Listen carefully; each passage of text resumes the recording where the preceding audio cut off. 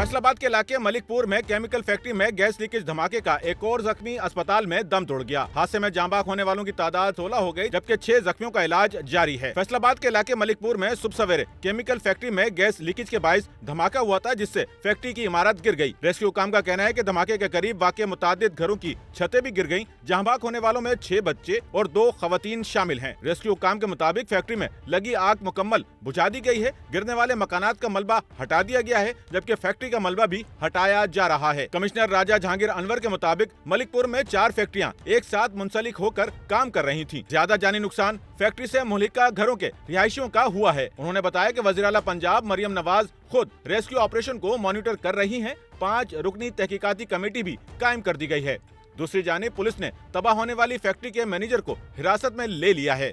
Sachal news network की videos में खुशामदीद। नाजरीन, वीडियो से मुतालिक अपनी कीमती राय का इजहार कमेंट बॉक्स में ज़रूर करें और चैनल को सब्सक्राइब करें।